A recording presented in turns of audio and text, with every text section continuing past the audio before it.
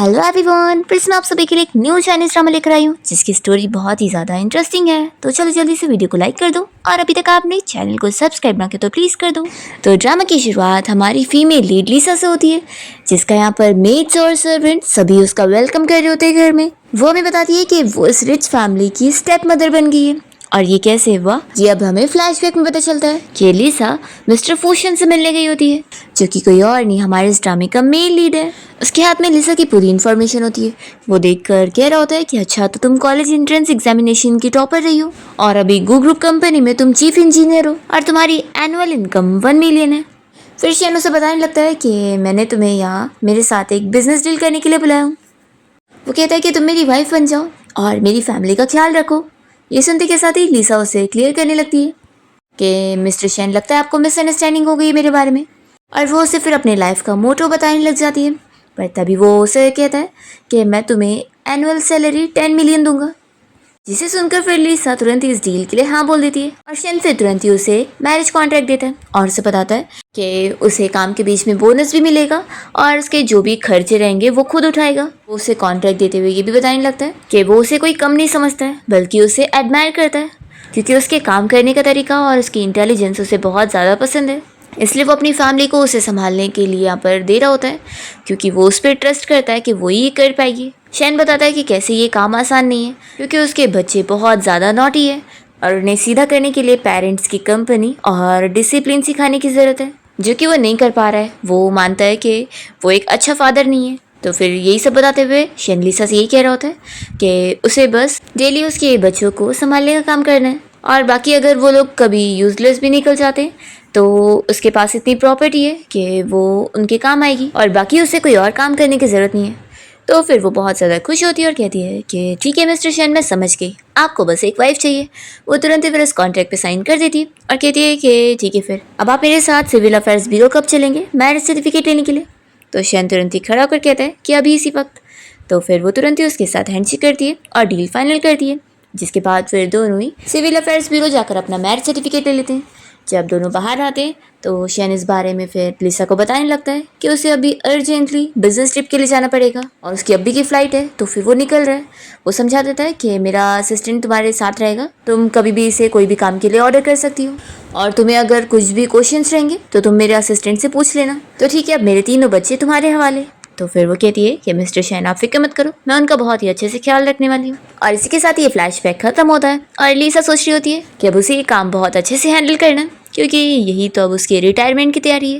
वो यहाँ पर बहुत ही एक्साइटेड होकर घर में एंटर होती है कि बच्चों, तुम्हारी क्वीन आ चुकी है। पर तभी शेन का जो छोटा बेटा है भाव, वो उसे मारने के लिए यहाँ पर वास फेंकता है और हाउसकीपर को चिल्लाने लगता है कि ये कोई भी औरत हमारे घर में कैसे घुस आई है, बटलर इसे यहाँ से बाहर निकालो। तो फिर यहाँ पर लिसा सोचती है कि फर्स्ट डे ही उसे इतना बड़ा सरप्राइज़ मिला है। तब यहाँ पर बटलर उसे कहने लगता है कि यंग मास्टर, आपको ऐसे रूड नहीं होना चाहिए, ये आपकी न्यू मॉम है। तो वो चिल्लाने लगता है कि बिल्कुल नहीं, डैड ने तो मुझे ऐसा कुछ नहीं बताया। तो फिर बटलर उसे याद दिला रहा होता है कि मिस्टर शेन ने तो अभी आपको कॉल करके बताया था ना। तो वो अपने कान बंद करके कहने लगता है कि मैंने कुछ भी नहीं सुना। तो फिर लिसा उसे कहती है कि अगर तुम्हारे कान कोई काम के नहीं है तो उन्हें डोनेट कर दो। तो वो चिल्लाता है। तो फिर यहाँ पर लिसा उसे अपना मैरिज सर्टिफिकेट दिखाने लगती है और कहती है कि अच्छे से देख लो, मैं तुम्हारे डैड की लीगल वाइफ हूँ, तो चलो अब मुझे मॉम बोलो। तो वो कहने लगता है कि बिल्कुल नहीं, देखना मैं अभी डैड को कॉल करूँगा ना, तो वो आपको यहाँ से कैसे निकलवा देंगे। तो लिसा कहती है कि ठीक है, कॉल कर लो। तो कहता है कि आपको लग रहा है मेरे अंदर हिम्मत नहीं है, मैं करके दिखाता हूँ। फिर वो कितना भी कॉल लगाने लगता है, कॉल लग ही नहीं रहा होता है। तो फिर वो चिल्लाता है कि अगर आप मुझे बुली करोगी ना तो डैड आपको बिल्कुल नहीं छोड़ने वाले हैं। तभी इतने में यहाँ पर शेन की बेटी चाव आ जाती है और वो अपने छोटे भाई बाव से कहने लगती है कि कॉल लगा के कोई फ़ायदा नहीं है, डैड अपने बिजनेस ट्रिप के लिए गए हैं और अभी वो प्लेन में होंगे, तो कॉल कैसे उठा पाएंगे। तो फिर बाव गुस्सा हो जाता है और लिसा से कहता है कि आपने ये मेरे साथ जानबूझ के की ना, मुझे परेशान करने के लिए। तो लिसा कहती है कि तुमने मुझसे पूछे ही नहीं थे। तो फिर वो गुस्सा होकर अंदर भाग जाता है। फिर चाव भी यहाँ पर लिसा को बोरिंग कहते हुए जाने लगती है। तो लिसा उसका बैग पकड़ के खींचती है और उसे कहती है कि तुम इस तरीके से ड्रेसअप होकर रोज़ स्कूल जाती हो, ऐसे में तुम बिल्कुल भी स्टूडेंट नहीं लग रही हो।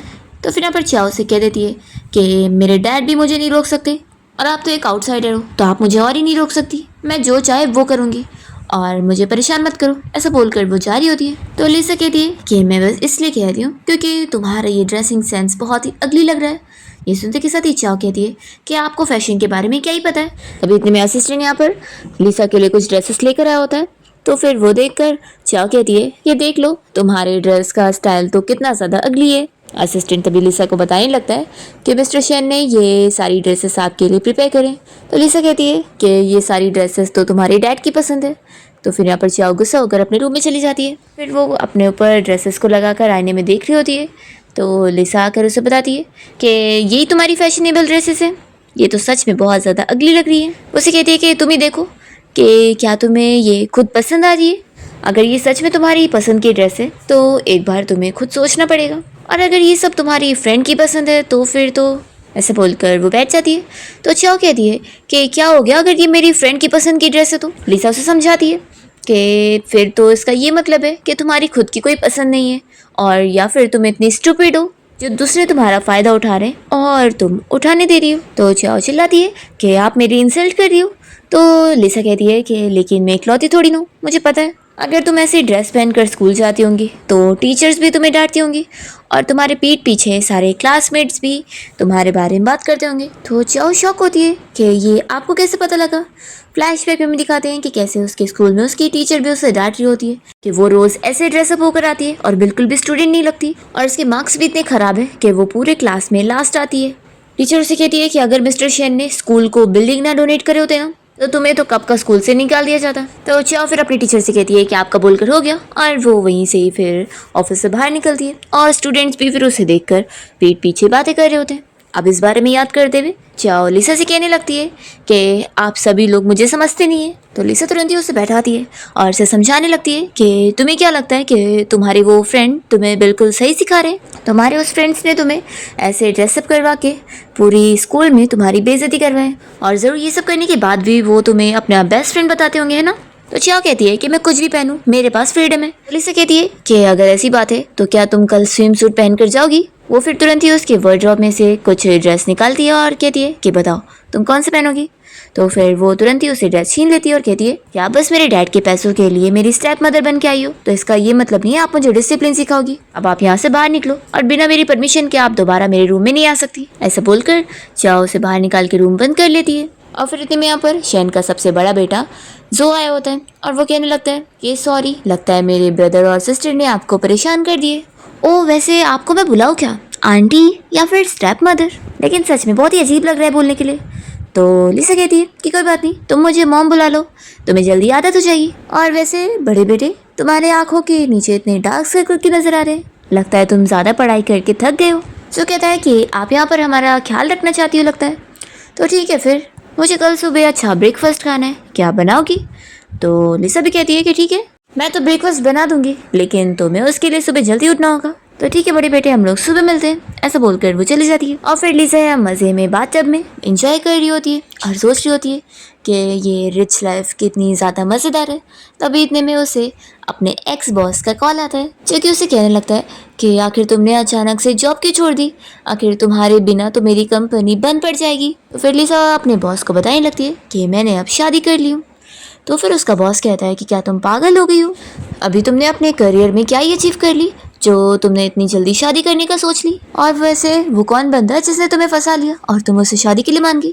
तो लिसा फिर उसका नाम बताती है कि उसका नाम मिस्टर शेन है। फिर तुरंत ही उसका बॉस सर्च मारने के बाद पता कर लेता है और उसे कॉल करके कहने लगता है कि वही टॉप रिचेस्ट फैमिली का मिस्टर शेन, लेकिन वो कितना ओल्ड है ना, और तुम्हारा डैड बनने लगे, तो तुमने पैसों के लिए उसी से क्यों शादी करी, तुम तो इतने पैसे ऐसे ही कमा लेती, तुम इतनी ज़्यादा यंग और टैलेंटेड हो। तो लिसा कहती है कि पैसों से शेन फैमिली के रिसोर्सेज को नहीं कंपेयर किया जा सकता है, जो कि मुझे कोई खरीद के नहीं दे सकता। तभी हम देखते हैं यहाँ पर शेन को तो छींक आ रही होती है और वो सोचता है कि कौन मेरे बारे में बात कर रहा है। वो थोड़ा बहुत फिक्र कहने लग जाता है कि घर में चीज़ें कैसी चल रही होगी, मेरे बच्चे तो इतने ज़्यादा शरारती हैं, उन्हें हैंडल करना इतना आसान नहीं है। फिर मॉर्निंग में हम देखते हैं कि लिसा ब्रेकफास्ट रेडी करके टेबल पे सर्व कर रही होती है। तभी यहाँ पर बाव स्कूल जाने के लिए तैयार हो जाता है और उसे इतनी अच्छी खुशबू आती है। तो फिर वो पूछने लगता है कि बटलर क्या घर में नया शेफ आया है। और फिर वो लिसा को देखकर पूछता है कि ये सब आपने बनाई हो, आपको खाना बनाना आता है। लिसा कहती है कि हाँ, तो चलो अब खाने के लिए बैठ जाओ और तुम्हें जो खाना है वो खाओ। तो फिर वो कहता है कि कहीं आपने जहर तो नहीं मिलाई होगी ना। फिर इतने में उसका बड़ा भाई जो भी यहाँ पर ब्रेकफास्ट करने बैठता है और थोड़ा सा ही ब्रेकफास्ट करके उसे अच्छा लगता है, पर वो नाटक करते हुए कह रहा है कि ठीक ठाक बना है। और फिर वो थोड़ा ही खाकर उठ जाता है और कहता है कि अब मुझे स्कूल जाना है। तो लिसा कहती है कि तभी तो तुम्हारी हाइट इतनी कम है क्योंकि तुम इतना थोड़ा खाते हो। तो कहता है कि मेरी हाइट तुम्हें कम लग रही है, मैं 1.80 सेंटीमीटर हूँ। लिसा कहती है कि नहीं नहीं, 1 पॉइंट कम, मैंने रिपोर्ट में देखी हूँ, तुम 1.79 हो, तुम थोड़ा खाओगे तो आखिर बड़े कैसे होगे। तो कहता है कि मैं तुम्हें बड़ा होकर दिखाऊंगा। और फिर जो जब यहाँ से बाहर आ जाता है और कार में बैठने वाला होता है, तभी वो अपने ड्राइवर को भेज देता है कि जाओ मेरे लिए एक बॉटल दूध लेकर आओ। और वो सोचता है कि मैं बड़ा होकर दिखाऊंगा। और बाव ने भी अपना पूरा ब्रेकफास्ट खत्म कर लिया होता है। तो लिसा उसे कहती है कि तुम्हें अच्छा लगा। तो फिर वो कहने लगता है कि मैंने पूरा फिनिश इसलिए नहीं किया क्योंकि ये अच्छा बना है। तभी इतने में चाओ छुप के देख रही होती है, तो बटलर उसे आवाज़ देता है कि यंग लेडी आप भी आकर ब्रेकफास्ट करो। फिर वो जैसे यहाँ पर आ रही होती है तो सभी उसे देखकर शॉक होते हैं और यहाँ पर बाव भी शॉक होकर कहता है कि सिस्टर तुमने गलत मेडिसिन ले ली क्या। तो फिर वो कहती है कि मुझे पता है मैं अगली लग रही हूँ ना, और वो तुरंत ही जाने लगती है। तो लिसा उसे रोकती है और कहती है कि किसने कहा, तुम तो बहुत ज़्यादा ब्यूटीफुल लग रही हो। चाओ कहती है कि क्या सच में, देखो मुझसे झूठ मत बोलना नहीं तो अच्छा नहीं होगा। तो लिसा कहती है कि मैं सच बोल रही हूँ, तुम बहुत अच्छी लग रही हो। और वो फिर बटलर की तरफ देखती है तो बटलर भी फिर चाओ की तारीफ करता है कि हाँ यंग लेडी आप बहुत अच्छी लग रही है। तो फिर यहाँ पर बाव भी कह देता है कि हाँ पहले से तो सिस्टर अच्छी लग रही हो। तो फिर वो अपनी तारीफ सुनकर खुश हो जाती है और फिर ब्रेकफास्ट करने के बाद कहती है कि ठीक है फिर मेरा हो गया, मैं स्कूल जाती हूँ। और वो खुशी खुशी स्कूल जाने के लिए निकलती है।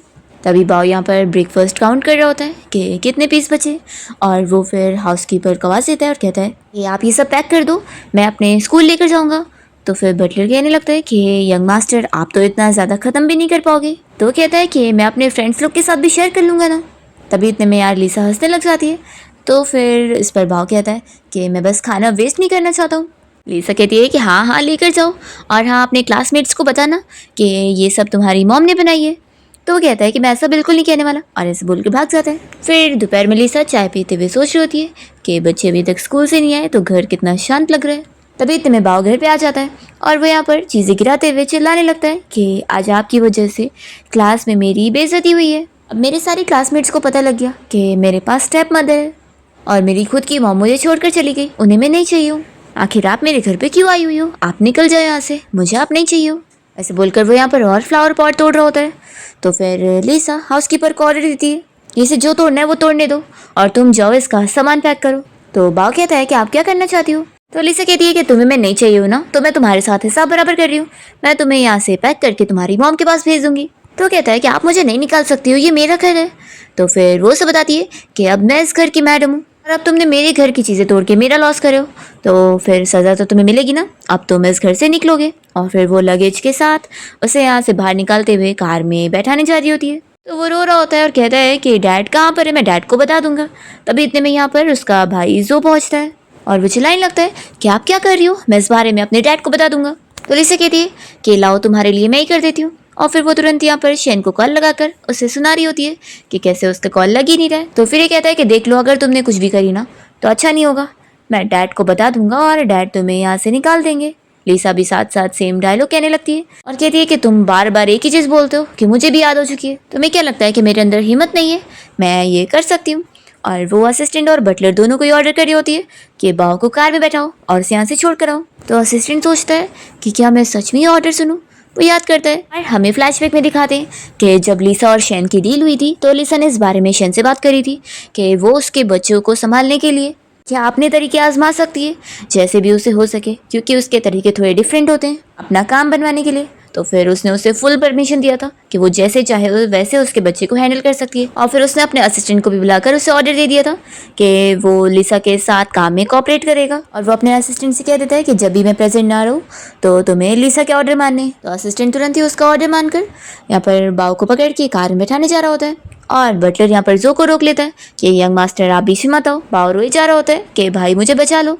तो लिसा कहती है कि तुम्हें इस घर से जाना चाहिए, फिर तुम यहाँ से जाने के बाद जितनी चाहे उतनी चीज़ें तोड़ना। और फिर बाव को कार में बैठाने के बाद लिसा कह देती है कि चलो अब इसे छोड़ कर आओ। तो फिर बाव यहाँ रोते हुए कहता है कि मुझसे गलती हो गई, आप मुझे माफ़ कर दो। तो लिसा उसे पूछती है कि तुम्हारी गलती कहाँ पर हुई, मुझे चीज़ें नहीं तोड़नी चाहिए थी और आपको मारने की कोशिश नहीं करनी चाहिए थी। तो फिर वो कहती है कि ठीक है, इसे कार से बाहर निकालो। और वो कहती है कि अब तुम वापस करोगे? तो वो कहता है कि नहीं, दोबारा कभी नहीं। फिर लिसा उसे हक करती है और उसे फिर शांत करवा लेती है और सोचती है कि इसी एज में ही बच्चों को चेंज करना इजी होता है और उन्हें रिस्पेक्ट सिखाना भी। तो फिर यहाँ पर जो को गुस्सा आ रही होती है कि इसने कैसे बाव को अपने अंडर में ले लिए, मैं ऐसा होने नहीं दूंगा। फिर रात में लिसा बाव को यहाँ पर नहलाने के बाद उसे यहाँ पे बेड पे लेटा रही होती है सोने के लिए, तभी वो उसे रोकता है। फिर लिसा उसे बताती है कि वो उसे घर से निकाल नहीं रही थी, वो बस नाटक कर रही थी। लिसा पूछती है कि बताओ, जब मैं तुम्हें घर से निकाल रही थी तो क्या तुम खुश थे?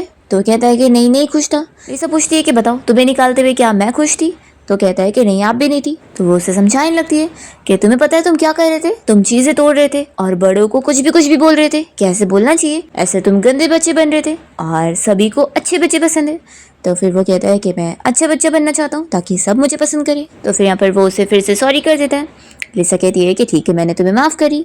फिर बाव बताने लगता है कि कैसे स्कूल में सभी उसे बुली करते हैं और उसे क्या क्या बोलते हैं। तो फिर लिसा उसे समझाती है कि अगर कोई तुम्हें बुली करता है तो ये उन्होंने बहुत गलत किया है, लेकिन इसका ये मतलब नहीं है कि तुम अपने तरीके से कुछ भी हरकत करोगे। अगर तुम्हें कोई भी बुली करता है तो मॉम डैड को आकर बताओ, मॉम डैड हैंडल करेंगे। तो बाव कहता है कि लेकिन डैड तो बिजी रहते हैं और मॉम दूसरे अंकल के साथ रहती है, तो किसी को भी मेरे लिए टाइम नहीं है।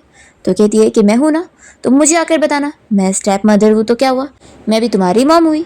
तो फिर वो पूछता है कि क्या मैं आपको मॉम बुला सकता हूँ? लिसा कहती है कि हाँ। तो फिर बाव बहुत ही खुशी खुशी उसे मॉम बुलाने लगता है और कहता है कि क्या आप मुझे स्टोरी पढ़कर सुनाओगी? दूसरे बच्चों के मॉम डैड उन्हें स्टोरी पढ़कर सुनाते हैं सोने से पहले।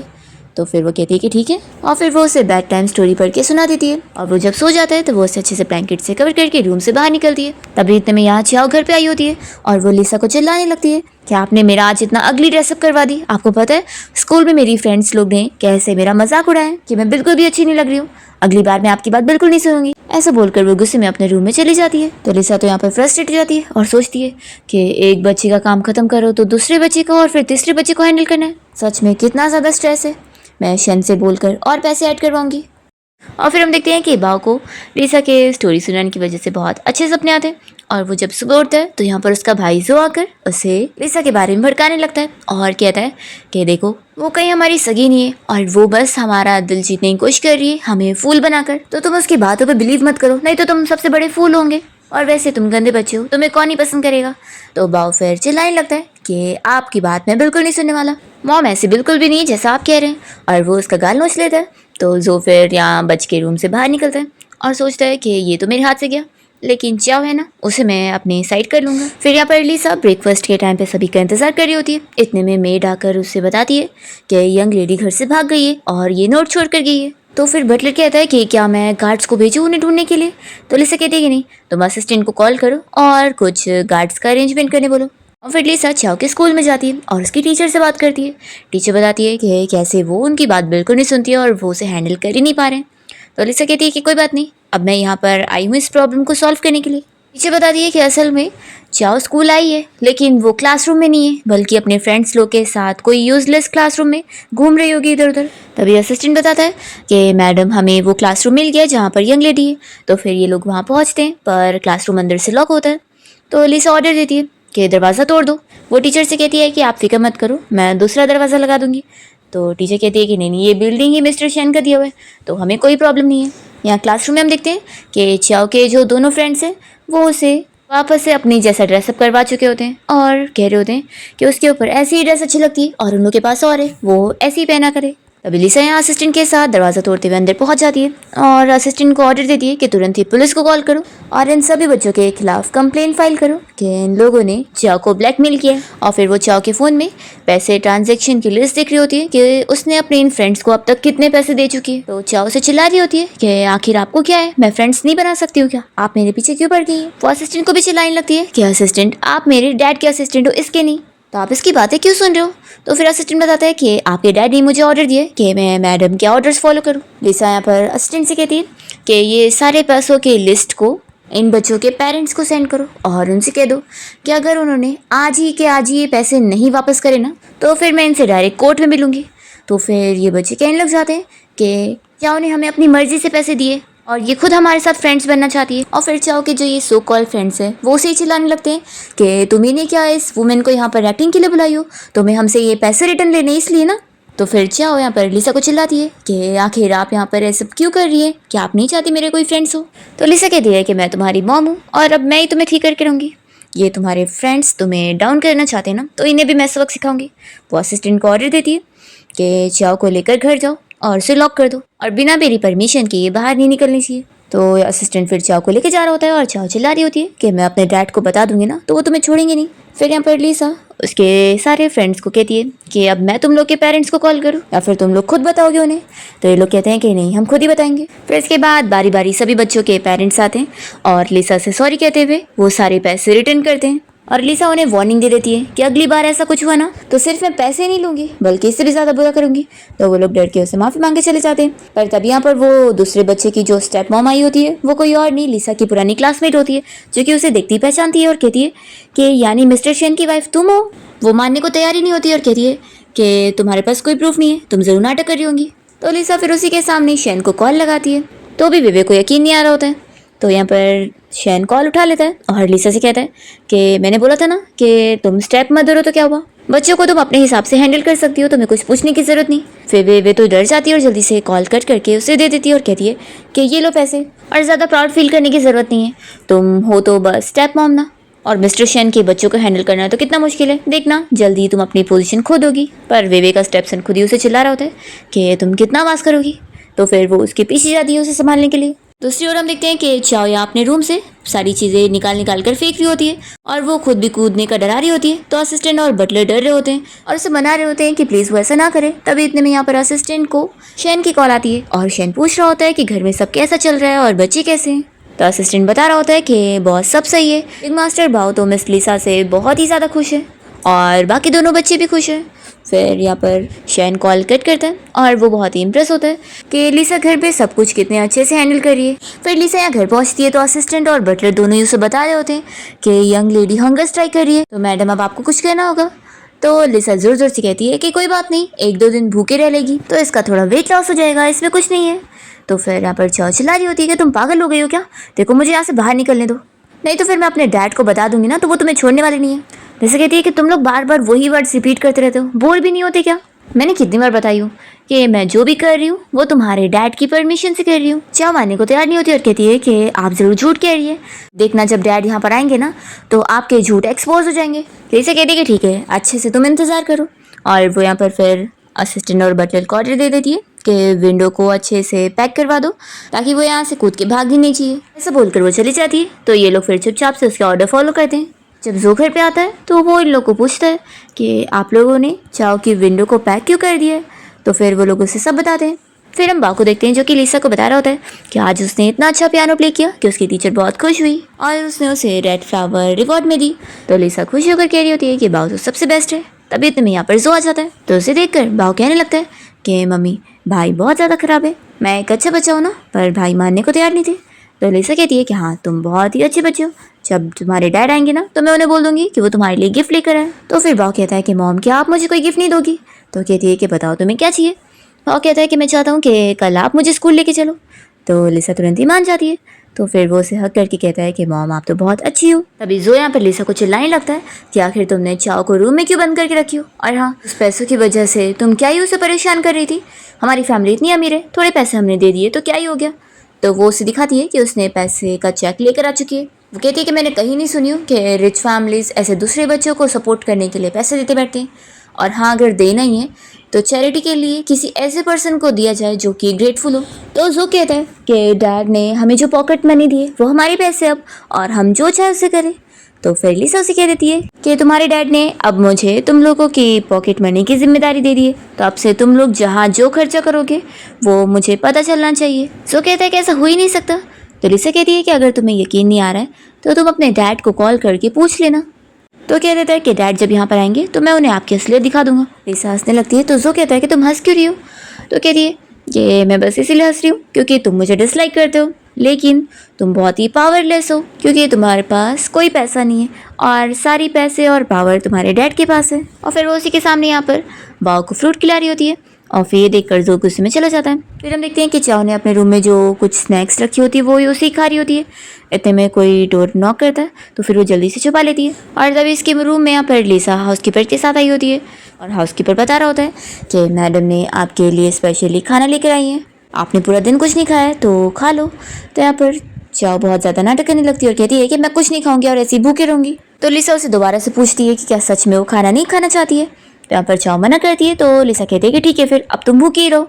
और वो यहाँ पर गार्ड्स को ऑर्डर देती है कि इसके रूम में जितने भी स्नैक्स छुपे हुए उन्हें भी निकाल के लेकर चलो, अब ये भूखी रहेगी। और फिर वो सभी यहाँ से चले जाते हैं।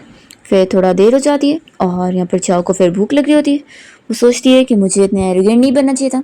तभी यहाँ उसका भाई जो आया होता है तो फिर वो कहती है कि क्या अब मैं यहाँ से बाहर जा सकती हूँ। तो वो कहता है कि मैं बटलर से चुपके से चाबी चुरा के लेकर आया हूँ और तुम बाहर नहीं जा सकती क्योंकि सब जगह बॉडीगार्ड्स खड़े हुए हैं। फिर यहाँ पर चाओ को भूख लग रही होती है तो जो से कुछ स्नैक्स जो लेकर आया होता है वो खाने को देता है। तो चाओ खुश होकर जल्दी से उसे थैंक यू भाई बोलती है।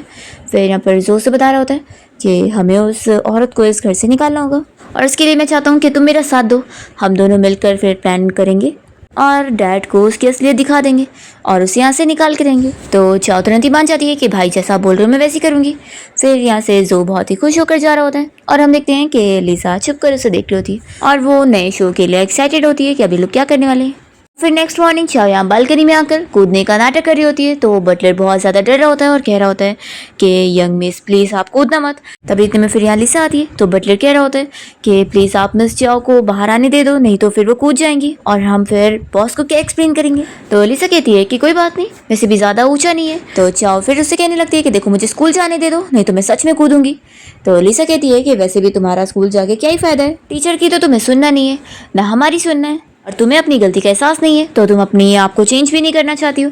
तो जब तुम्हें अपनी गलती समझ ही नहीं आ रही है तो ठीक है, फिर फैमिली को तुम फिक्र में क्यों डालना चाहती हो, तुम कूद ही जाओ। तुम डिसेबल भी हो गई तो हमारी फैमिली तुम्हें सपोर्ट कर लेगी। अब यहाँ पर चाओ को बचाने के लिए ऊपर असिस्टेंट पहुँच जाता है और वो उससे मनाने लगता है। तभी यहाँ लिसा बटलर को नीचे गद्दे डालने के लिए बोल रही होती है और फिर जब तक असिस्टेंट यहाँ चाओ से बात कर रहा होता है वो भी ऊपर आ जाती है और चाओ से कहने लगती है मैं समझ सकती हूँ कि फैमिली की तरफ से इग्नोर मिलने पर तुम बस उनका अटेंशन पाने के लिए सब कर रही हो और इसलिए इतनी बिगड़ गई हो। तुम बस चाहती हो कि कोई तुम्हारी केयर करे, कोई तुमसे प्यार करे। मैं ये चीज़ समझ सकती हूँ और इसलिए तो मैं यहाँ पर तुम्हारा ख्याल रखने आई हूँ। तो चाओ को भी फील हो रहा होता है कि यही सब सही है, पर वो मान नहीं रही होती है कि नहीं मैं ऐसा नहीं सोचती हूँ।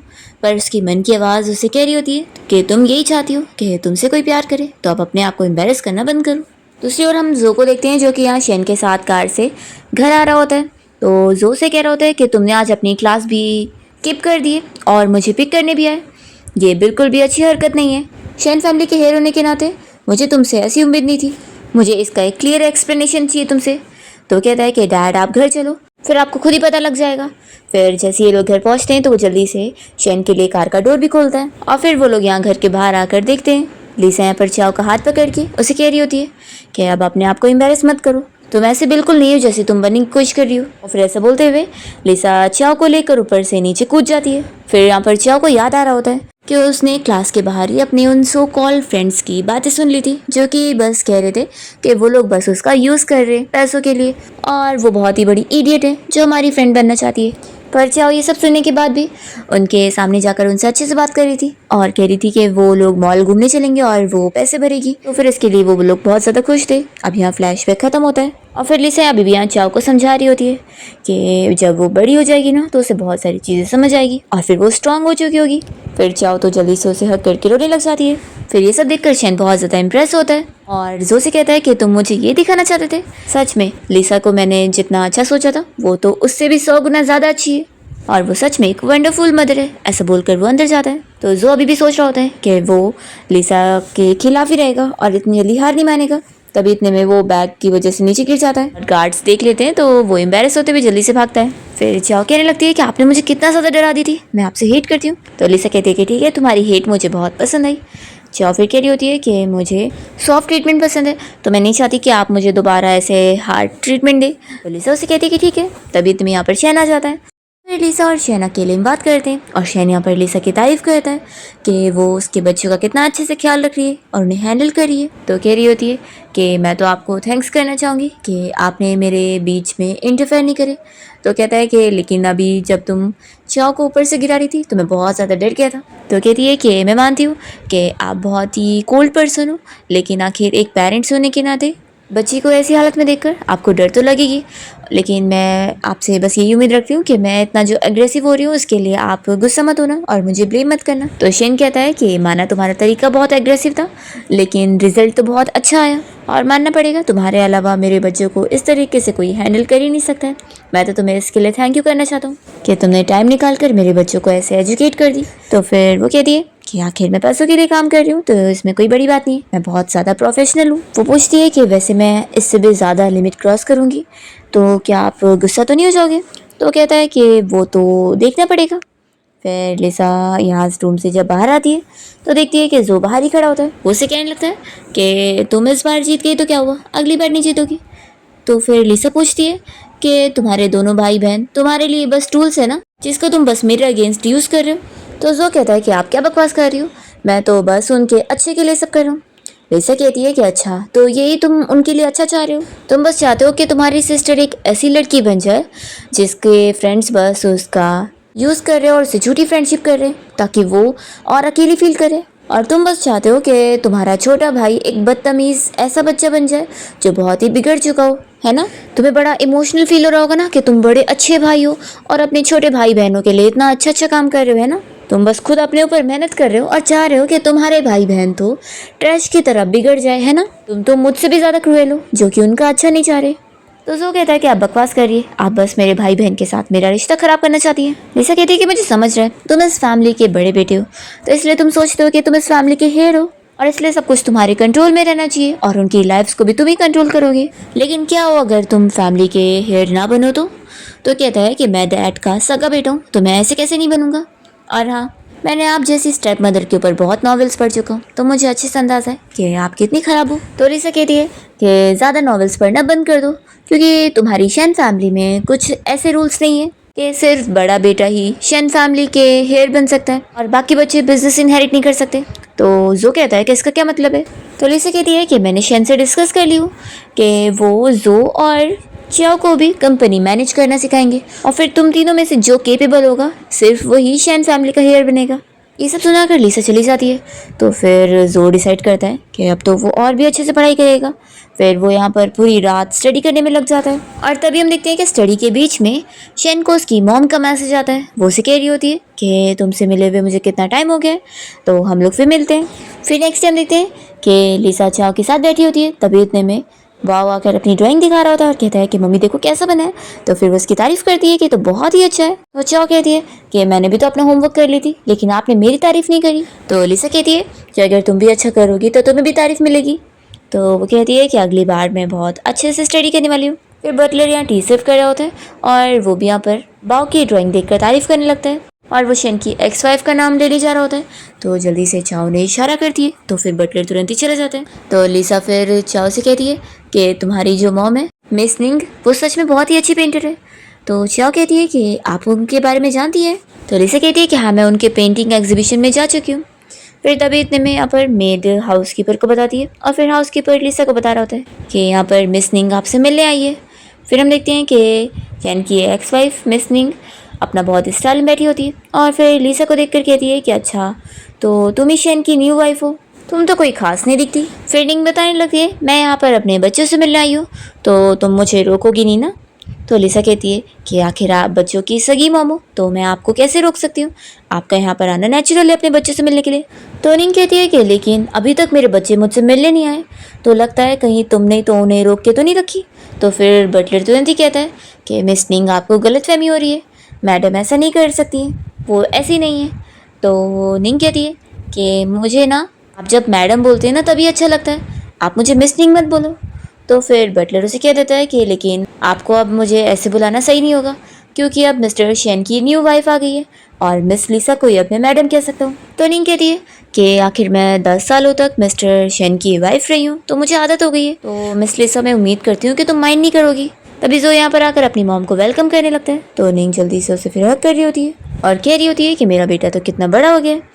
फिर इतने में यहाँ पर चाओ और बाओ दोनों भी आ जाते हैं और चाओ फिर लिसा को देख रही होती है। तो लिसा उसे इशारा करती है कि वो अपनी मॉम से मिल ले। फिर यहाँ पर चाओ अपनी मॉम के पास आती है तो निंग उसकी तारीफ करने लगती है कि मेरी बेटी तो कितनी ब्यूटीफुल है। और फिर निंग बाओ को भी बुला रही होती है। तो बाओ तो यहाँ पर लिसा को मॉम कह रहा होता है। ये देखकर निंग को गुस्सा आती है। वो गुस्से में उसको आवाज़ देती है, पर यहाँ पर हाउसकीपर को देखकर फिर नाटक करते हुए कहती है कि मॉम यहाँ पर है, यहाँ पर आओ। तो लिसा फिर बाओ को समझाती है कि तुम अपनी मॉम को मिलना चाहते थे ना, देखो अब मॉम आ गई है तो मिल लो। तो फिर वो निंग के पास आने लगता है, पर फिर रिटर्न लिसा के पास आकर कहता है कि मॉम आप फिक्र मत करो, मेरी रियल मॉम आ गई है तो क्या हुआ, आप फिर भी अभी भी मेरी मॉम हो। फिर वो उसे निंग के पास भेज देती है। और फिर बाओ निंग से कह रहा होता है कि मम्मी आप कितने टाइम बाद आई हो, मैं आपको बहुत मिस कर रहा था। फिर निंग अपने तीनों बच्चों को बता रही होती है कि अब वो इतने टाइम बाद उनसे मिलने आई है तो अभी वो उनका ही ख्याल रखेगी। तो वो लोग खुश होने लगते हैं कि मम्मी आप हमारे साथ रहोगी। फिर वो लोग कह रहे होते हैं कि अंकल वांग कहाँ पर है, क्या वो भी यहाँ पर आ रहे हैं। तो निंग कहती है कि नहीं नहीं वो यहाँ पर नहीं आएंगे। तो फिर लोग कह रहे होते हैं कि आप हमें आपका एड्रेस बता दो, फिर हम लोग आपसे मिलने आ जाएंगे। तो फिर यहाँ पर निंग नाटक कर रही होती है कि मैं अभी अब्रॉड से आई हूँ ना, तो अभी तो मेरे पास कोई रहने के लिए जगह ही नहीं है। और फिर वो जो को देखकर इशारा करती है। तो जो कहने लगता है कि मॉम आपको कहीं और रुकने की क्या ज़रूरत है, हमारे घर में एक्स्ट्रा रूम है, आप यहीं पर रुक जाओ। और वो लिसा से कहता है कि आंटी अब आप ऐसा तो नहीं करोगी ना कि मेरी मॉम को सड़क पर रहने के लिए छोड़ दोगी। लिसा कहती है कि बिल्कुल नहीं, मैंने ऑलरेडी तैयारी कर दी हूँ। और फिर असिस्टेंट को वो बोलती है। तो असिस्टेंट इन लोग को बता रहा होता है कि मिस निंग मैंने आपके लिए होटल बुक कर दिया हूँ, तो आप चलिए मैं आपको आपका रूम दिखा देता हूँ। तो निंग का तो मुंह बन जाता है। लिसा से कहती है कि आप फिक्र मत करो, मैंने ऑलरेडी सारी पेमेंट कर दी हूँ, आखिर आप मिस्टर शेन की एक्स वाइफ है तो इसलिए इतना अरेंजमेंट तो बनता ही है। तो निंग कहती है कि लेकिन ये मेरे खुद के बच्चे और इनसे मैं इतना टाइम बाद मिल रही हूँ, तो ये लोग मुझे इतना छोड़ने के लिए मानेंगे नहीं, तुम इनसे खुद ही पूछ लो। और वो मन में सोच रही होती है कि मेरे बच्चे हैं ये तो मेरी साइड लेंगे और आज इसे दिख जाएगा कि ये सिर्फ स्टेप मॉम है और असली मॉम तो मैं ही हूँ। तो लिसा मान जाती है कि ठीक है बच्चों से पूछ लेते हैं। तभी जो कहने लगता है कि मॉम आप मेरी मॉम हो तो आप यहाँ पे ऑफकोर्स रह सकती हो। तो लिसा फिर चाओ और बाओ दोनों से कहती है कि तुम लोग का क्या कहना है। तो वो दोनों कहने लगते हैं कि हम लोग भी मॉम से एग्री कर रहे हैं। तो ये सुनकर निंग खुश हो जाती है और कहती है कि देखा मेरे बच्चे अब जो बोल रहे हैं वही होगा। तो जल्दी से बाओ तो यहाँ पर लिसा के पास भाग कर जाता है और कहता है कि मैं ये मॉम की बात कर रहा था। तो निंग को गुस्सा आती है। फिर वो कहती है कि वो तो अभी छोटा है तो उसे क्या ही पता, हम लोग फिर चाओ से उसका ओपिनियन पूछते हैं। तो चाओ भी यहाँ लिसा के पास आ जाती है और कहती है कि मैं भी इनकी बात कर रही थी, आखिर स्टेप मॉम भी तो मॉम होती है ना। फिर लिसा कहती है कि ठीक है फिर मिस निंग आपको असिस्टेंट छोड़ देगा। और असिस्टेंट फिर लगेज लेके रेडी हो जाता है। तभी इतने में यहाँ शैन घर पे आया होता है और वो पूछता है कि यहाँ क्या चल रहा है।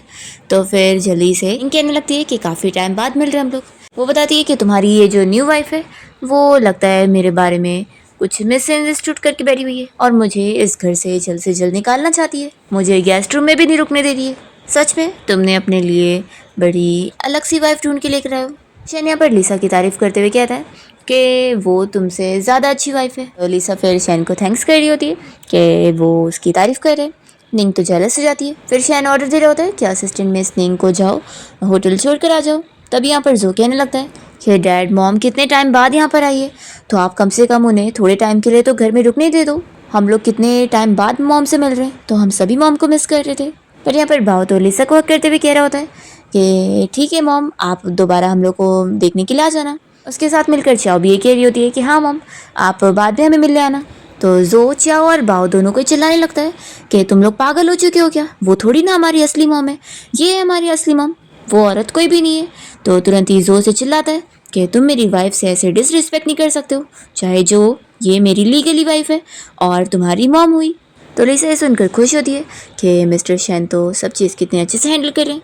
तब यहाँ पर जो कहने लगता है कि लेकिन डैड मॉम इतने टाइम बाद हमसे मिलने आई है तो आप उन्हें ऐसे होटल में कैसे भेज सकते तुरंत ही रहने के लिए, आपको पता है उन्हें घर में रहने की आदत है और बाहर का खाना पीना भी उन्हें सूट नहीं करेगा और उनकी तबीयत ख़राब हो जाएगी तो फिर। और वो मन में सोच रहा होता है कि डैड के लिए कंपनी ज़्यादा इंपॉर्टेंट है, इसलिए वो मॉम की फैमिली की कंपनी और अपनी कंपनी के बीच की डील ख़राब थोड़ी ना होने दे सकते हैं, इसलिए वो तो मान के रहेंगे। तब यहाँ पर निंग नाटक करते हुए कहती है कि कोई बात नहीं, मैं तुम लोग की फैमिली के बीच में डिस्टर्बेंस नहीं करूँगी, मैं जाती हूँ। पर तब यहाँ पर शैन तो उसे रुकने देने के लिए मान जाता है और बटलर से कहता है कि गेस्ट रूम रेडी कर दो। ये सुनकर तो बाओ भी शॉक हो जाता है। लिसा मन में सोचती है कि मैंने जो मिस्टर शैन की तारीफ कर दी थी उसे मैं वापस लेती हूँ, सारे मैंने एक जैसे होते हैं। फिर इसके बाद लिसा जब अपने रूम की तरफ जा रही होती है तो यहाँ पर चाओ और बाओ दोनों ही फिक्र करते हुए उसके पास आते हैं और पूछते हैं कि आप ठीक तो हो ना। बाओ तुरंत ही उसे हक करके कहने लगता है कि मॉम आप हमेशा मेरी मॉम रहोगी और मैं आपके साइड हूँ। तो फिर लिसा उसे कहने लगती है कि हाँ तुम सबसे बेस्ट हो। चाओ कहती है कि मेरी मॉम बस टेम्परेरी यहाँ पे रह रही है तो आप फिक्र मत करो, इस घर की मेन मैडम आप ही हो और मैं किसी को भी आपको बुली करने थोड़ी ना दूंगी। तो लिसा कहती है मुझे पता है तुम दोनों मुझसे बहुत प्यार करते हो। तो चाओ कहती है कि आप ज़्यादा तारीफ़ें मत करो, मैं कोई आपसे प्यार थोड़ी ना करती हूँ। और वो बहुत चाय होकर जल्दी से बाओ को भी लेकर जा रही होती है सोने के लिए। फिर लिसा खुश होती है कि सेंसिबल बच्चे कितने ज़्यादा क्यूट होते हैं।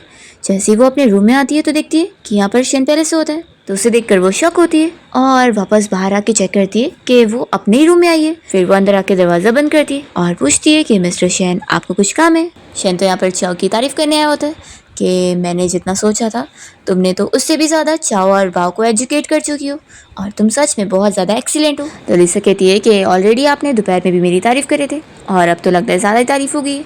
फिर आप जाओ अब अपना रूम में रेस्ट करने, मुझे भी सोना है।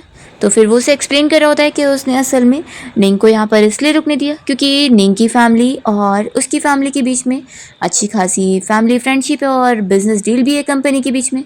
तो अगर वो निंग को यहाँ से निकाल देता तो उनकी फैमिली फ्रेंडशिप ख़राब हो सकती है।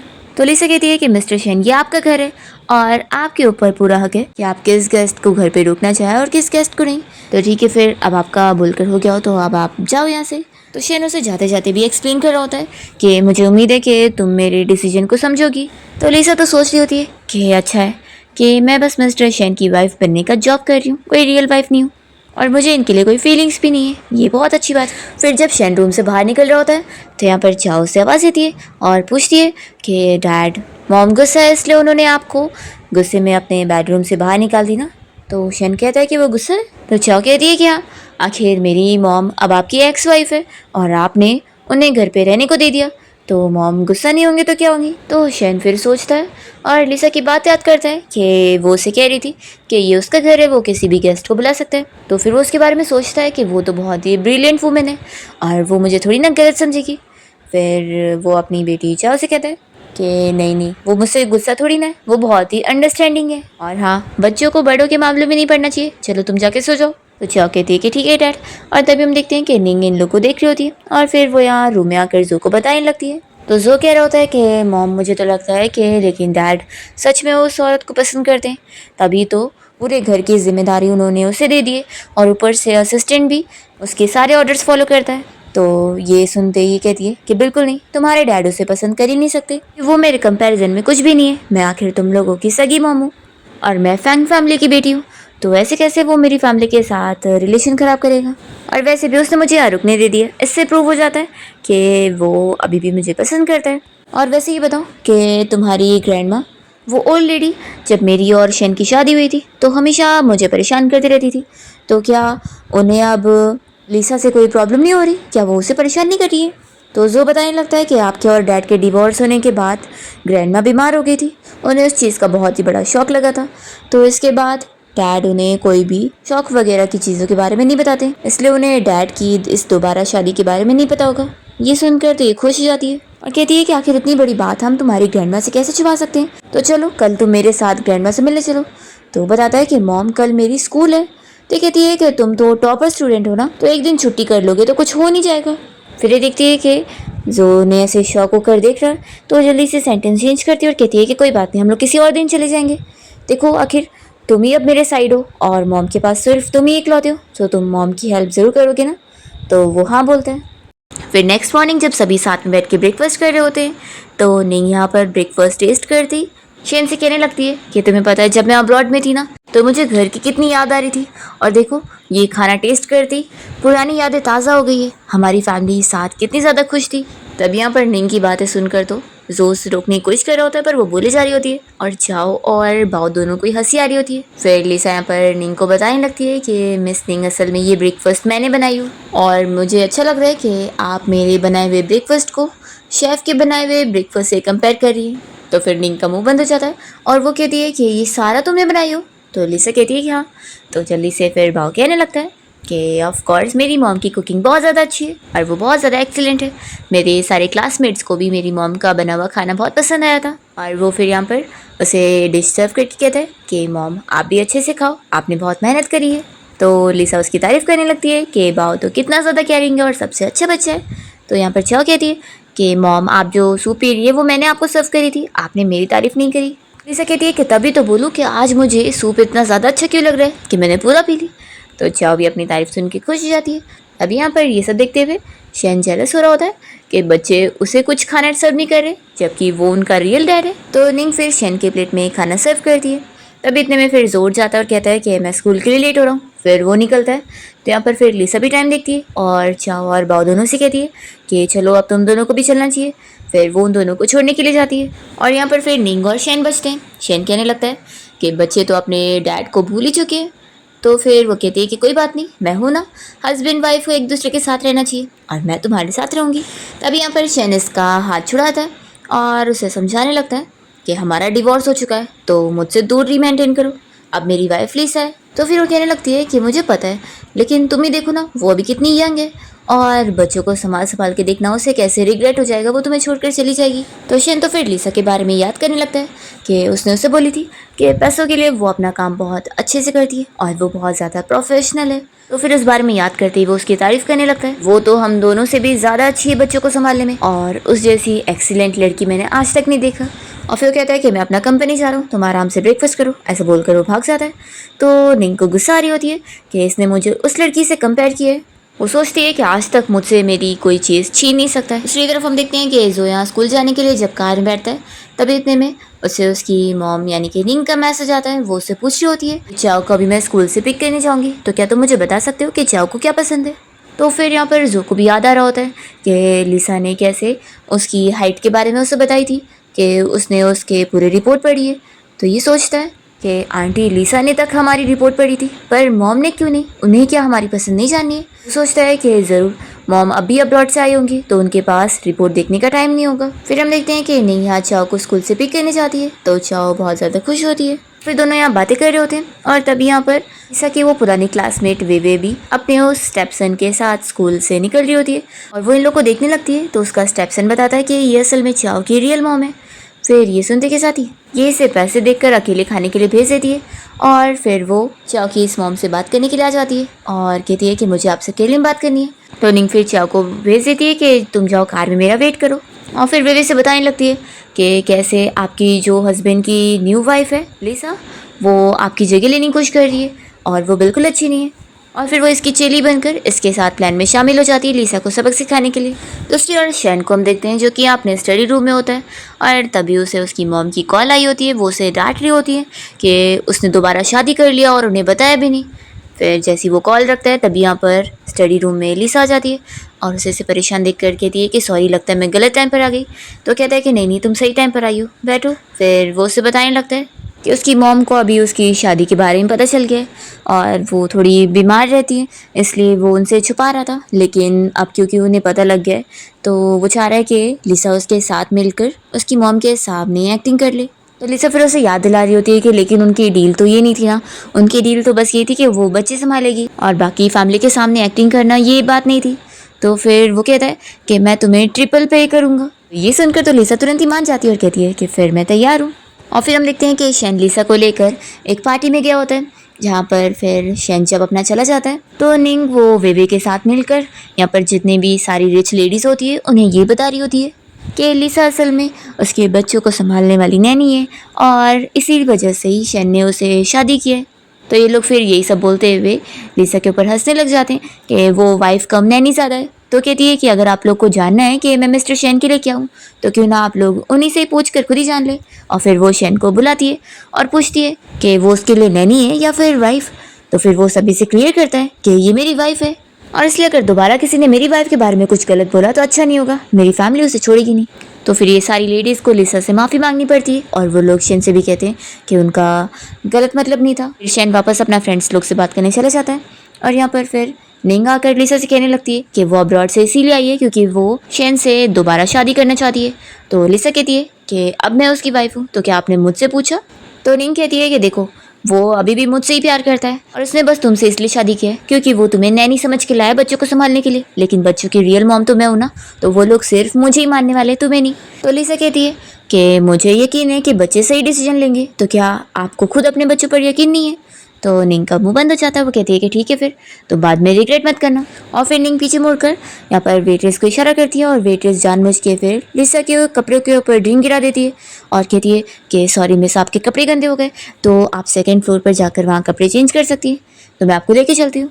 लिसा कहती है कि रहने तो मैं खुद चली जाऊंगी। और जब फिर वो वहाँ पहुँचती है तो यही सोच रही होती है कि आखिर अब निंग क्या करने वाली है, क्योंकि उसे पहले से अंदाजा था कि ये सब उसी का प्लान है। और फिर हम देखते हैं कि ये वेवे और निंग का आपस में प्लान होता है।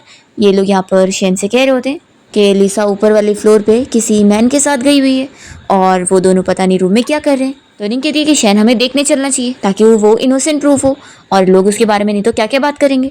तो शेन फिर सभी के साथ मिलकर देखने जाता है। जब ये लोग उस रूम को खोलकर पहुंचते हैं तो इन लोग को देखने मिलता है कि यहाँ पर लिसा विवेक के हस्बैंड के साथ होती है, लेकिन वो तो बस इससे बिजनेस डील की बात करने आया होता है। फिर उसे पता लगता है कि उसकी वाइफ ने खुद यहाँ पर इन लोगों को ऐसी चीज़ें बोल के लेकर आई है, तो वो उसे चिल्लाता है कि तुम मेरे बारे में ऐसा बोल भी कैसे सकती हो। उसे थप्पड़ भी लगाने जा रहा होता है। तो लिसा कहती है कि देखो ये सब चीज़ें अपने घर पे जाके करना। तो फिर वो इन लोगों से सॉरी कहता है कि वो तो सच में आप बिजनेस डील की बातें कर रहे थे। फिर इसके बाद शैन घर पे आकर अपने बेटे जो को चिल्ला रहा होता है क्योंकि वही निंग को उस पार्टी में लेकर गया था और तभी ये सब बेइज्जती हुई। तो फिर यहाँ पर जो कहता है कि डैड मुझे नहीं पता था कि मॉम ये सब करेंगी, मैं तो बस उन्हें बस पार्टी में लेकर जाना चाहता था। तो फिर शैन उसे ही डांटता है कि वो फैमिली का हेयर है तो ऐसा वो हरकत कैसे कर सकता है। फिर निंग तो यहाँ पर अपने बेटे जो की साइड भी नहीं लेती और वो बाहर चली जाती है। और तभी यहाँ पर लिसा शैन के साथ डिस्कस करती है कि तीनों बच्चों के बीच में एक एग्जाम वाला कंपटीशन होना चाहिए ताकि प्रूव हो कि तीनों में से कौन ज़्यादा लायक है फैमिली का हेयर बनने के लिए। तो शैन इस बात पे एग्री कर रहा होता है और जो को भी अच्छे से पढ़ाई करने बोलता है। फिर यहाँ से वो जब चला जाता है तो लिसा जो को भी गुड लक कर रही होती है। तो जो कहता है कि तुम्हें क्या लगता है कि मेरे जो दोनों भाई बहन हैं वो पढ़ाई में इतने खराब है तो वो लोग अच्छा कर लेंगे। तो लिसा कहती है कि लगता है तुम डर चुके हो कि वो लोग तुम्हें हरा देंगे। देखो मुझे तो उनके ऊपर पूरा बिलीव है लेकिन लगता नहीं तुम्हें खुद पर है। ऐसा बोलकर वो चली जाती है। तो फिर जो इस बात को सीरियसली लेता है और पढ़ाई करने बैठ जाता है और अपने लिए इतने सारे ट्यूटर हायर कर लेता है कि वो रात में सोता भी नहीं है और रात में भी यहाँ पढ़ाई कर रहा होता है। और लिसा और शैन बाहर खड़े होकर उसकी विंडो की तरफ ही देख रहे होते हैं कि वो अभी भी पढ़ाई कर रहा है। तो लिसा शैन से कहती है कि तुम्हें बुरा लग रहा होगा। तो कहता है कि नहीं, मुझे पता है कि ये मेडिसिन जैसी कड़वी है लेकिन उतनी स्ट्रॉन्ग और असरदार भी है। तुमने मेरे बेटे के लिए वही करी हो जो उसके लिए बेटर है और जिससे वो सही बनेगा। वो उसकी तारीफ़ कर रहा होता है। तो लिसा भी शैन की तारीफ़ करती है कि वो भी तो इतना अच्छा बॉस है। तभी यहाँ पर हम देखते हैं कि निंग इन लोग की बातें सुन लेती है और इसे पता लग जाता है कि लिसा शैन की वाइफ कम उसकी एम्प्लॉय ज़्यादा है। फिर हम देखते हैं कि तीनों बच्चों के एग्ज़ाम हो जाते हैं और जब वो लोग यहाँ अपना पेपर लाकर शैन को दिखा रहे होते हैं तो यहाँ पर चाओ और बाओ दोनों के एग्ज़ाम में बहुत अच्छे मार्क्स आए होते हैं और शैन दोनों की तारीफ़ करता है। फिर यहाँ पर जो अपना पेपर दिखाता है तो उसके थोड़े कम मार्क्स होते हैं तो वो हार मान जाता है कि वो अच्छा नहीं कर पाया। तो भी यहाँ पर शैन उसे कहता है कि कोई बात नहीं, अगली बार अच्छा कर लेना। फिर जो अपसेट होके बाहर बारिश में भीगते हुए अपना पेपर देख रहा होता है। तभी यहाँ लिसा उसके लिए अम्ब्रेला लेकर आती है तो वो कहने लगता है कि मैं अब हार गया। तो लिसा फिर उसे कंफर्ट करने की कोशिश करती है और इसे ये समझा रही होती है कि वो जैसे हर चीज़ अकेले लेने की चल रहा है ना, ऐसा वो ना समझे। फैमिली को कभी भी साथ चलना चाहिए, तो वो अपने छोटे भाई बहन को अपने से अलग ना करे और उनको भी साथ लेके चले। फिर जो जब भीगने के बाद रूम में आता है तो निंग उसका वेट कर रही होती है और कहने लगती है कि मुझे तुम्हें एक गुड न्यूज़ सुनाना है। पता है लिसा तुम्हारे डैड की कोई वाइफ नहीं है बल्कि वो तो बस उसके लिए काम कर रही है, तुम लोगों का वो ख्याल रखने आई है बस। मैं तो फालतू में फिक्र कर रही थी। तो जो कहता है कि मॉम आपको उस चीज़ की तो पड़ी है लेकिन आपने अभी तक मुझे नहीं देखा ना कि मैं कितना ज़्यादा भीग गया हूँ और मुझे बहुत ही बीमार भी फील हो रहा है। पर आपने तो नहीं, लेकिन आंटी लिसा ने ये नोटिस कर ली थी कि मैं कितना बीमार हूँ। तो निंग तो उससे गुस्सा हो जाती है कि तुम भी लगता है बाव और च्यों की तरह हो गए हो जो मुझे मॉम नहीं मान रहे हो। वो गुस्सा होकर जा रही होती है तो जो फिर भी उसे बताने लगता है कि मॉम मैं अच्छा फील नहीं कर रहा हूँ। तो निंग कहती है कि तुम्हें मेरे से ज़्यादा आंटी लिसा पसंद है ना, तो जाओ उसे बुलवाओ। ऐसे बोलकर वो तो चली जाती है। फिर यहाँ पर जो की तबीयत इतनी ख़राब हो रही होती है कि वो बेहोश होने लगता है। तभी यहाँ लिसा रूम में आती है और उसे ऐसे देखकर जल्दी से हाउसकीपर को बुलाती है और कहती है कि एम्बुलेंस को कॉल करो। तो हाउसकीपर बता रहा होता है कि बाहर बहुत बारिश हो रही है। तो लिसा फिर शैन से कहती है कि जल्दी से कार चलाओ और इसे हॉस्पिटल लेके चल दें। फिर नेक्स्ट डे जब जो को होश आता है तो सभी यहाँ पर होते हैं, बस उसकी मॉम निंग के अलावा। वो अपनी मॉम के बारे में पूछ रहा होता है तो जो बताने लगता है कि वो तो कल लिसा टाइम पर पहुंच गई थी, इसलिए हम लोग तुम्हें जल्दी से हॉस्पिटल लेकर आ गए और अभी हमें टाइम ही नहीं मिला तुम्हारी मॉम को बताने का। लिसा कहती है कि मैं अभी उन्हें कॉल करके बता दूँ, तो जो कहता है कि नहीं रहने दो। फिर इसके बाद शेन जब लिसा को लेकर घर आया होता है तो घर पे उसकी मॉम उससे मिलने आई होती है और वो यहाँ पर लिसा से अभी खुश नहीं होती है और यहाँ पर उसे बातें सुनाने की कोशिश कर रही होती है, पर दोनों बच्चों तो लिसा के साइड होते हैं। फिर शेन ऊपर आने के बाद लिसा की तारीफ करता है कि वो सब चीज़ कितने अच्छे से हैंडल करिए, तो वो उसकी सैलरी डबल करने की बात कर रहा होता है। लिसा बहुत ज़्यादा खुश हो जाती है और वो तुरंत ही उसे थैंक्स करके खुश होकर जा रही होती है। तो शेन भी इम्प्रेस हो जाता है कि ये बंदी काम के अलावा कुछ और नहीं सोचती है और बिल्कुल भी सेल्फिश नहीं है। फिर हॉस्पिटल में हम देखते हैं कि निंग जब जो से मिलने गई होती है तो फिर यहाँ पर उसके बिहेवियर और बातों से वो सब समझ जाता है और कहता है कि मॉम, पहले तो आपको डैड की फैमिली बिल्कुल पसंद नहीं थी। आप कहती थी कि वो अमीर है तो क्या हुआ, आपको ऐसे बंद घर में नहीं रहना है, आपको आज़ादी चाहिए। आपको ना डैड का कंपनी में इतना काम करना पसंद था, ना आपको ग्रैंडमा पसंद थी, इसलिए तो आप अपना डिवोर्स लेकर चली गई थी। तो फिर आप वापस क्यों आई? तो फिर निंग कहने लगती है कि मैं तुम लोगों से इतना प्यार करती हूँ इसलिए। तो जो कहता है कि मॉम, मुझे पता है कि आप हम लोग से कोई प्यार नहीं करती हो, क्योंकि आप जब से यहाँ पर आई हो आपको मेरी बिल्कुल नहीं पड़ी है। आप तो बस ये चाहती है कि मैं आपकी हेल्प करूँ आंटी लिसा को घर से निकालने में। फिर निंग का यहाँ पर इतना टाइम वेस्ट हो रहा होता है, ये बिल्कुल नहीं मान रहा होता है। तो वो कहती है कि ठीक है, तुम मुझे मॉम नहीं मानना चाहते ना, कोई बात नहीं, मैं समझ लूंगी कि मेरा अनग्रेटफुल बेटा है। और ये बोलकर वो सुना के चली जाती है। फिर जो अकेला अपसेट फील कर रहा होता है, तभी उसे मिलने के लिए बाओ और चाओ दोनों आए होते हैं लिसा के साथ मिलकर, और वो लोग उसे फ्लावर्स गिफ्ट कर रहे होते हैं और कह रहे होते हैं कि भाई अब जल्दी से ठीक हो जाओ। तो फिर वो उन लोग से सॉरी कहता है कि अब तक वो उन लोगों को अच्छे से ट्रीट नहीं कर रहा था, तो वो लोग उसे माफ़ कर दे। तो वो दोनों ही उसे कह रहे होते हैं कि मॉम ने हमें सिखाया कि हम तीनों को आपस में बना के रहना चाहिए और खुश रहना चाहिए। तो जो को अब अपनी गलती का एहसास होता है और वो लिसा को अपनी सारी मिस्टेक के लिए सॉरी बोलता है। तो कहती है कि अच्छी बात है, अगर तुम्हें अपनी गलती का एहसास हो गया तो। फिर चाओ और बाओ दोनों ही कहने लगते हैं कि हम पूरी फैमिली एक साथ है, कितनी अच्छी बात है। फिर लिसा के यहाँ से जाने के बाद जो अपने दोनों भाई बहन से इस बारे में डिस्कस करता है कि असल में लिसा उनकी असली मॉम बन के नहीं आई है, वो तो बस उसके डैड से पैसे लेकर काम करने आई है और उनके बीच में बस कॉन्ट्रैक्ट मैरिज हुई है और वो वापस चली जाएंगी। तो ये सुनकर तो बाओ बहुत अपसेट होता है और कहने लगता है कि मैं नहीं चाहता कि मॉम हमें छोड़ कर जाए। चाओ भी अपसेट हो रही होती है। तो जो कहता है कि अब हमें कुछ करना पड़ेगा ताकि मॉम डैडी एक हो जाए। फिर लोग आपस में मिलकर प्लान बनाते हैं, जिसके हिसाब से यहाँ से घर जाने के बाद चाओ यहाँ पर लिसा और शेन दोनों से कहने लगता है कि मम्मी डैडी आखिर आप दोनों सेम रूम में क्यों नहीं सोते? सभी बच्चों के मॉम डैड साथ में सोते हैं पर आप लोग नहीं, आज तो मैं आप दोनों के साथ में सोऊंगा। वो जिद करने लगता है तो फिर ये लोग मान जाते हैं कि ठीक है एक बार। और फिर बाव को तो यहाँ पर लिसा जब स्टोरी सुना देती है तो वो सो जाता है और उसके सोने के बाद ये दोनों रूम से बाहर आ जाते हैं और अपना अपना रूम में चले जाते हैं। जो और चाओ दोनों ये चीज़ देख रहे होते हैं कि उनका प्लान तो फेल हो गया। फिर लोग सोचते हैं कि वैसे भी बाव कर ही क्या लेगा, तो अब हमें दूसरा कुछ प्लान बनाना पड़ेगा। फिर इसके बाद हम देखते हैं कि चाओ पूरी फैमिली के साथ मिलकर बाहर रेस्टोरेंट में डिनर करने चलने का प्लान बनाती है। पर ये लोग जब रेस्टोरेंट पहुंचते हैं तो चाओ और जो जानबूझ के वहाँ पर आते ही नहीं है, वो लोग छुप कर देख रहे होते हैं। फिर यहाँ पर लिसा और शैन साथ में वेट करते रह जाते हैं और फिर सोचते हैं कि चलो लगता है सब कोई नहीं आएगा तो हम लोग ये डिनर कर लेते हैं। फिर ये लोग ऑर्डर देते हैं तो चाओ और जो खुश हो रहे होते हैं कि लगता है हमारा प्लान काम कर गया। पर तभी ये लोग देखते हैं कि वो लोग तो यहाँ पर डिनर डेट पे भी अपना अपना काम में लग गए। तो फिर इनको समझ आता है कि ये कैंडल लाइट डिनर का प्लान भी ख़राब हो गया। फिर नेक्स्ट सीन में हम देखते हैं कि शैन की मॉम यहाँ पर लिसा को बता रही होती है कि शैन फैमिली की एक पार्टी होने वाली है और वहाँ पर वो अच्छे से जाए और अच्छे से बिहेव करे, उनकी फैमिली का नाम ना ख़राब करे। तो जल्दी से यहाँ पर तीनों बच्चे मिलकर लिसा की साइड ले रहे होते हैं और कहने लग जाते हैं कि ग्रैंडमा आप मॉम को ऐसे बुली नहीं कर सकती। तो ग्रैंडमा गुस्सा हो जाती है, ये लगता है मैं आउटसाइडर बन चुकी हूँ। फिर हम देखते हैं कि ये सभी मिलकर एक पार्टी में गए होते हैं जहाँ पर निंग की फैमिली भी आई होती है, क्योंकि उन्हीं ने ही पार्टी रखे होते हैं, क्योंकि निंग ने यहाँ पर शैन से मिलने के लिए प्लान बनाई होती है। वो यहाँ पर उसे रोक कर उसे हक करते हुए मनाने लगती है कि वो वापस से उससे शादी करना चाहती है और दोबारा उसे छोड़कर नहीं जाना चाहती। पर यहाँ पर शैन उसे मना करने लगता है कि अब उनके बीच में कुछ नहीं हो सकता, पर ये उसे छोड़ ही नहीं रही होती है। और तभी इतने में पूरी फैमिली मेंबर आकर इन लोग को देख लेते हैं। तभी ग्रैंडमा जल्दी से शैन को यहाँ से भेज देती है और फिर सभी भी जा रहे होते हैं। तो निंग रोकती है कि लिसा मुझे तुमसे बात करनी है। निंग यहाँ पर लिसा को बात सुनाने की कोशिश कर रही होती है कि वो शैन को छोड़कर चली जाए। तो लिसा कहती है कि फिक्र मत करो, मैं जल्दी शैन से डिवोर्स लेने वाली हूँ, तुम्हारी विश जल्दी पूरी हो जाएगी। और फिर लिसा और शैन जब तीनों बच्चों और ग्रैंडमा को ये बताते हैं कि वो लोग डिवोर्स ले रहे हैं, इसके लिए सभी गुस्सा हो रहे होते हैं और शैन की मॉम भी। पर लिसा यहाँ पर तीनों बच्चों को समझाती है कि तुम लोग फिक्र मत करो, मैं तुम लोग की मॉम नहीं रहूंगी तो क्या हुआ, हम लोग हमेशा फ्रेंड्स रहेंगे और तुम लोग को जब भी मुझसे मिलना होगा ना तो मैं तुम लोग से ज़रूर मिलूंगी। तो फिर इसमें वो लोग खुश हो जाते हैं।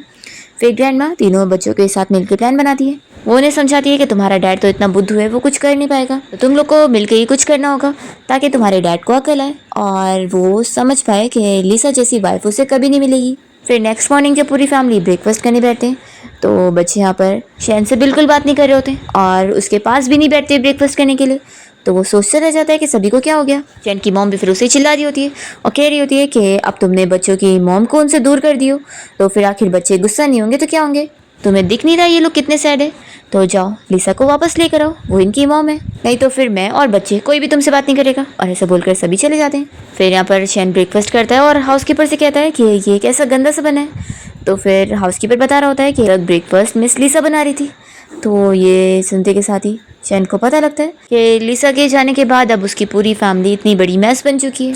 और फिर हम देखते हैं कि लिसा अपने पुराने वाले बॉस के साथ यहाँ कैफ़े में मिलने गई होती है और तभी यहाँ शैन पहुँच जाता है। तो उसका पुराना वाला बॉस इन दोनों को बात करने के लिए छोड़कर चला जाता है। लिसा शैन से पूछ रही होती है कि वो यहाँ पर क्यों आया, क्या वो नहीं चाहता कि डिवोर्स हो। तो कहते हैं कि नहीं, डिवोर्स तो होना ही चाहिए। तभी इतने में यहाँ पर फिर निंग आ जाती है और वो शैन को चिल्लाने लगती है कि मेरे डैड ने मुझे बताया कि तुम मुझसे दोबारा शादी करने के लिए मान नहीं रहे हो, तो क्या इस लिसा की वजह से तुम ऐसा कर रहे हो। तो शैन उसे क्लियर करता है कि लिसा मेरी लाइफ में नहीं भी आई होती ना तो भी मैं तुमसे दोबारा शादी करने के लिए नहीं मानता। वो उसे याद दिलाता है कि उन दोनों की बस बिजनेस मैरिज हुई थी, वो अपनी तरफ से पूरी रिस्पॉन्सिबिलिटी निभा रहा था पर फिर भी वो खुश नहीं थी और उसे किस तरीके से छोड़कर चली गई थी और उसके बच्चों को भी। वो कहता है कि अच्छी वाइफ तो दूर की बात है, तुम एक अच्छी मॉम भी नहीं बन पाई और जब बच्चों को तुम्हारी सबसे ज़्यादा ज़रूरत थी तब तुम उनके लिए थी ही नहीं। तो अब तो वो बड़े हो चुके हैं और तुम्हारे बिना ही वो लोग खुश हैं, तो अब तुम्हारी ज़रूरत ही नहीं। तो निंग जब समझ जाती है कि शैन मानने वाला नहीं है तो वो अपना गुस्सा होकर चली जाती है। और फिर शैन लिसा को बता रहा होता है कि वो असल में अब उसके साथ कॉन्ट्रैक्ट ख़त्म करना चाहता है और उसे अपनी रियल वाइफ बनाना चाहता है। लिसा इस ऑफ़र को सामने से मना कर रही होती है और कहती है कि तुम चाहते हो कि तुम्हें कोई ऐसी वाइफ मिले जो तुम्हारे घर का ख्याल रखे, तुम्हारे बच्चों का, पर मैं वैसी टाइप की नहीं हूँ। मुझे कोई मिस्टर शैन की वाइफ की पोजीशन नहीं चाहिए, मेरी लाइफ का फ्यूचर गोल ही अलग है। तो फिर वो कह रहा होता है कि मुझे पता है तुम सबसे यूनिक हो। वो उसे बता रहा होता है कि वो उसे कितना पसंद करता है और उसकी सारी जो अलग अलग क्वालिटीज़ है वो सब उसे बहुत पसंद है और वो उसके साथ एक फैमिली स्टार्ट करना चाहता है। वो यहाँ पर उसे एग्रीमेंट दे रहा होता है जिसके हिसाब से वो अपने सारे रिसोर्सेज, शेयर्स, वो सब उसे देने को तैयार होता है कि उसे जो करना है फ्यूचर में वो कर सकती है, चाहे उसे कंपनी रिलेटेड कुछ काम करना हो, अपना बिजनेस करना हो और घर में कैसे रहना हो, वो सब वो खुद हैंडल कर सकती है। तो लिसा को तो उसके बेनिफिट्स वाले ऑफर्स बहुत ज़्यादा पसंद आते हैं और फिर यहाँ पर शैन तुरंत ही नील डाउन करके उससे यहाँ पे रिंग दिखाते हुए प्रपोज कर रहा होता है कि क्या तुम मुझसे शादी करोगी अब। तो लिसा कहती है कि मिस्टर शैन मुझे आपकी कंडीशंस पसंद आई है और फिर वो उसे हाँ बोल देती है। तो शैन तुरंत ही उसे रिंग पहनाता है और फिर वो उसके हाथ पे किस करके कहता है कि मैं बहुत ही लकी हूँ कि मुझे इतनी अच्छी वाइफ मिल गई है। फिर हम देखते हैं कि जब वो अपने ऑफिस में काम कर रहा होता है तब यहाँ पर फिर से निंग उससे मिलने गई होती है और वो जब उसके हाथ में रिंग देखती है तो उसे अब कन्फर्म हो जाता है कि वो लिसा को सिर्फ पसंद नहीं करता है बल्कि उससे प्यार करता है। ये कहने लगती है कि लेकिन तुम पागल हो, वो बस तुम्हारे पैसों के पीछे, तुम्हारे फैमिली रिसोर्सेज के पीछे। तो कहता है कि हाँ मैं जानता हूँ, मैं इतना स्टूपिड नहीं हूँ और मुझे तो खुशी है इस बात की कि मेरे पास इतना पैसा है। तो निंग कहती है कि फिर तो तुम सच में पागल हो चुके हो। तो शैन कहता है कि ठीक है अब तुम यहाँ से जा सकती हो और फिर उसका असिस्टेंट उसे निकाल देता है। घर पे हम देखते हैं कि शैन की मॉम और उसके तीनों बच्चे इंतज़ार कर रहे होते हैं। जैसे ही वो पहुंचता है तो वो लोग जल्दी से उससे पूछने लगते हैं कि डैड आपने मॉम को प्रपोज किया और मॉम ने क्या आपको हाँ बोली। तो शैन कहता है कि क्या हुआ, तुम लोग तो मुझसे गुस्सा थे और मुझे इग्नोर कर रहे थे ना। तो फिर वो लोग सॉरी कहते हैं। पॉ कहता है कि डैड आप गुस्सा मत हो और जल्दी से हमें मम्मी से मिलवा दो। फिर यहाँ पर शैन की मॉम से चिल्लाती है कि अब बस भी करो, इसमें गलती तुम्हारी थी, तुमने लिसा को गुस्सा दिलाए थे तो तुम्हें उसे मनाना तुम्हारी जिम्मेदारी थी और अब बाव इतना अपसेट है, तुम्हें दिख नहीं रहा है, उसकी विश पूरी कर दो। तो वो कहता है कि सच में मैं तो अकेला हो गया हूँ, मेरी पूरी फैमिली मेरी वाइफ को चाहती है लेकिन मुझे नहीं। फिर वो आवाज़ देता है और कहता है कि वाइफ आखिर तुम कब आओगी। अभी लिसा यहाँ पहुँच जाती है और कहती है कि फिर मिस्टर शैन वो आपके बिहेवियर पे डिपेंड करेगा। फिर जैसे ही तीनों बच्चों से देखकर खुश हो जाते हैं तो लिसा उनसे कहती है कि मैं वापस आ गई और फिर पूरी फैमिली बहुत ज़्यादा खुश होते हैं। इसी के साथ इस ड्रामा की हैप्पी एंडिंग हो जाती है।